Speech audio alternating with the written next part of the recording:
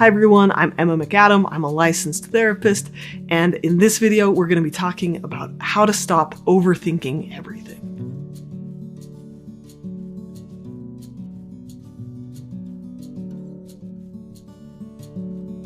Okay, your boss emails you. He wants to meet with you in 2 days. He doesn't say why. Your heart drops. You feel sick. What did I do wrong, you think? He's gonna fire me, you think. You spend the next 2 days obsessing over every little thing that you've done. Every little thing he's said, you're looking for clues. At night, you lay awake. Your brain won't shut up. It just rehashes everything at work over and over and over. And then during the day, you have a hard time focusing. You struggle to complete tasks. You catch yourself zoning out and just worrying about what he's gonna say.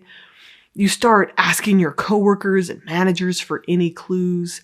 Your spouse is getting tired of hearing your endless worries. And finally, the time comes for your meeting, and you walk into his office with your heart just sinking. Your boss looks stressed. He looks tense. "Take a seat," he says. And then he tells you that the manager above you is quitting, and he was wondering if you'd like to take the role. It comes with more responsibility, but also better pay. He tells you that he's heard a lot of good things that you're doing, and that he thinks you're a perfect fit for the job. You're thrilled. And while the new position will take some training, it's a great move for you. You breathe a sigh of relief. All that worrying was for nothing. You say thank you, you smile, and you leave the office. Then, as you walk out, you immediately start obsessing about why you were such an idiot to worry so much. "What's the matter with me?" you say. And then you start worrying about your new job. Will I be good enough? Can I handle it? And the cycle of overthinking starts all over again. Does that sound familiar? If you're an overthinker, you know this cycle well. And it's easy to feel helpless to stop the constant cycle of overthinking and worrying. Now, there's at least 4 types of overthinking: rumination about the past, worry about the future, overanalyzing decisions, and social anxiety. As in, why did I say that? Right? But you can learn the skills to stop overthinking. So in this video, you're going to learn 8 ways to stop overthinking and get back to living your life. This video is sponsored by BetterHelp, where you can get professional, licensed counseling from the comfort of your own home. BetterHelp employs licensed therapists in your state or your region who you can contact through video chat, and they can help walk you through the thought patterns that are super destructive to help you improve your mental health. Now, therapy is this amazing process where you get customized support on the issues that you're working on. And I think it's a pretty incredible process. BetterHelp just makes it a lot easier to access that therapist. So if you'd like to learn more, please check out the link in the description for 10% off. The very first skill to stop overthinking is noticing and naming, right? So rumination or overthinking is a bad habit that we're often not aware that we're doing. So the very first thing is to get really good at identifying overthinking and just say it out loud. I'm overthinking. You could also ask someone to point it out to you. Another way to get good at noticing is to learn your triggers. What time of day are you most likely to ruminate? Where are you most likely to overthink? Is it at work? Is it when you're alone? Is it when you're at the bar? What kind of situations trigger it? Just try to predict it. So if you're most likely to overthink something right as you go to bed or right after a social situation, prepare yourself to notice it so that you shift your focus to something more helpful. Once I was at a meeting and I said some stuff that was a little bit, emotionally reactive about a situation that we were working as a team to deal with. And afterwards, I texted everyone in the meeting. I was like, "Oh, guys, I'm sorry I said that." And someone pointed out to me, "Emma, you're overthinking it." And I was like, you know what? You're right. I am. And that helped me to separate myself from kind of the distress around that situation. If you're struggling to catch yourself overthinking, you could also set an alarm on your phone to go off once an hour. And then when that phone goes off, just check and see if you're ruminating, how much you've been ruminating that hour. And you just track it for a week, right? So in general, most people tend to ruminate when they have nothing to occupy their attention. Okay, so now that you've gotten good at noticing when you're overthinking, we're going to take two approaches. The first approach is setting limits on overthinking, and the second approach is to learn a bunch of ways to redirect your thoughts to something more helpful.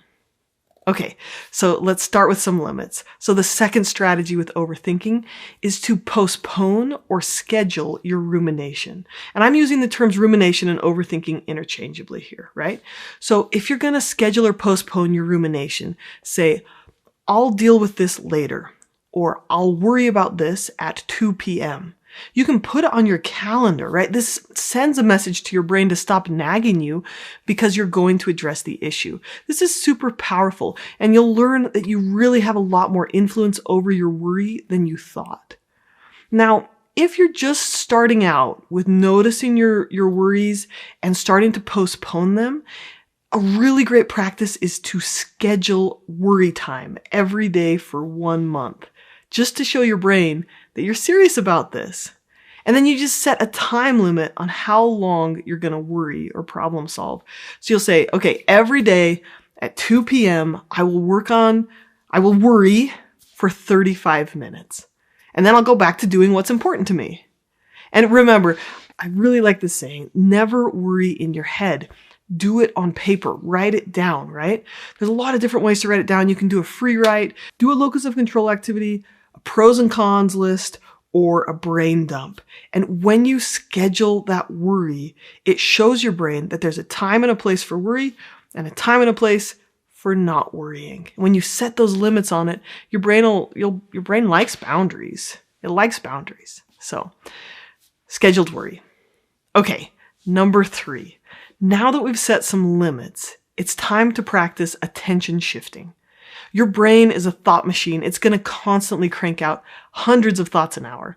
But you don't have to believe everything you think. So just because a thought is loud or frequent or intense, it doesn't mean it's true or helpful. There's a deeper you than your thoughts. Like, you are the referee. So you can learn to separate yourself from your thoughts. And when you do that, you get to choose which thoughts you'll buy and which ones you won't. And this is a skill that you can learn. You can practice it with mindfulness or cognitive diffusion exercises. And I've made a bunch of these on my channel. So check those out if you'd like to learn them. Now, as you get good at noticing your thoughts, it can also help people if they visualize shifting thoughts as changing the channel. So imagine that you've got a remote control for your thoughts, and you click the channel button to shift what you want to be focused on. So you might shift from just compulsive worry to, oh, what are you grateful for? Or you might shift from thinking about all the things you can't control to what can you control? Or you might shift from seeing everything as awful to, oh, what might be a more helpful way of thinking about this situation? So usually, when we're talking about changing the channel, it means we're switching to things that are really specific, that are in your locus of control, and that are action-oriented. These channels tend to be more helpful uses of your energy than just sitting there spinning your mental wheels. Okay, so number 4, now that you've learned to catch yourself when you're overthinking and to watch those thoughts instead of getting too sucked into them, now you're going to learn some really practical ways to shift your thinking to something more helpful. Nature abhors a vacuum. So if you just try to stop overthinking, or if you aren't choosing where to put your focus, you may fall back into the habit of rumination. So let's start with an antidote that's always available to us. It's the present moment. So I'm going to ask you to turn your attention away from your inner world of negative thinking and turn your attention toward the outer world of your present moment. That includes the people you're with or the activities you're doing. And we can demonstrate this with a window with words on it. It's easy to get really focused on these words, but if we shift our focus to what's beyond them, we can see that even if this thought exists, there's a beautiful world right here, right now. So in this moment, I'm going to ask you to use your senses. What can you see in the here and now? Get out of your mind and into your body. What can you feel in your body right now? Can you notice yourself breathing? we can shift to noticing the present moment, and that can move us away from these repetitive ruminative thoughts. Now, this is a skill, and I know it can be really hard. When I'm stressed about a big problem, it's hard not to dwell on it, but you can learn to shift your attention, and the more you practice, the easier it becomes. Okay, number 5 is learn to shift from abstract thinking to concrete thinking. So abstract or vague thinking sounds like overgeneralizations. It sounds like things like, oh, why can't I ever get my needs met? Why can't I be happy like my friends? It leads to self-loathing and helplessness. So instead of focusing on these big, vague problems, focus on 1 or 2 details and look for small things that you can actually act on. And this involves asking kind of the right kind of questions. So why questions almost always lead to a cycle of rumination. For example, why am I such a failure? Why are people so hateful? Why am I so depressed? Why do I overthink so much? What's the matter with me, right? Not one of these questions leads to action. I had a client who I told that why is now a swear word. Every time he brings it up, he has to put money in a swear jar. So his wife started calling him out on it, and he was able to catch himself using it all the time and then start to shift to something better. So instead of saying, why me? Why do I have to deal with depression? He started asking, what is one small thing I can do today for my mental health? And he usually ended up going for a walk outside or reading a book. And both of these were more helpful than pondering why he was depressed. Let me give you another example. So instead of asking, why can't I ever succeed at a relationship? You could ask, instead of asking, why can't I ever succeed at relationships? You could ask, what is one relationship skill I can work on? Now, if you don't know where to start, I've got a whole course with 30 relationship skills, right? So it's much more practical to pick one step to work on than it is to ask, oh, why am I such a failure at relationships? Okay. Number 5, shift from overthinking to your values. Focusing a lot on overthinking is not going to stop it. Obsessing about overthinking is not going to stop it. Because when it comes to thoughts, trying to make them go away backfires. It's like the proverbial pink elephant. If you try not to think about a pink elephant, then you do. Now, before we can even start to change overthinking, we have to know what we do want more of in our life. So instead of just distracting yourself, let's get good at shifting to what you really care about. You can retrain your brain to use its energy in a helpful way.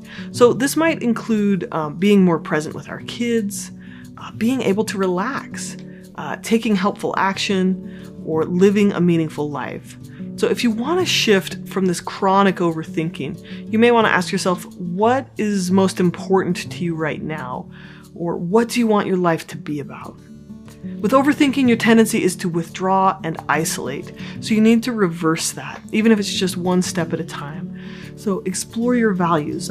You could do the values exercise from video 26 in my How to Process Emotions course if you want to get clear on this. And that whole course is on YouTube. It's on a playlist called How to Process Your Emotions. Okay, number 6. The last skill is distraction. Distraction is one of my least favorite tools because it can so quickly lead to avoidance, which actually makes problems worse. Because when we're avoiding life, we're also avoiding the things we care about. So it's obvious that you can temporarily stop overthinking by endlessly watching Netflix or scrolling through TikTok, but then your life starts to lose its meaning and its purpose and its joy. But since we are trying to rewire a bad habit, you can use distraction as a short-term technique to basically try to break those ruts. Just don't let distraction take over living the life that you value. You've got to face your problems directly and then spend time doing something else that you actually care about, like gardening or exercising. Now, if overthinking is interfering with your life, It's awesome to get some help. Therapy is cool and it can be really helpful. There's a couple of approaches a professional can take to help you. There's CBT for rumination. ACT is really good at teaching cognitive diffusion. And also there's metacognitive therapy. And I'll link to an article below if you want to learn more about that. Now, in upcoming videos, we're going into a lot more detail about very specific steps you can take to deal with depressive rumination, which is overthinking about the past and regrets and mistakes. And then in another video on social anxiety, you'll learn skills to stop worrying about what you said and, obsessing about what other people think about you. So I hope you stay tuned. I hope you find this video helpful. Thank you so much for watching and take care.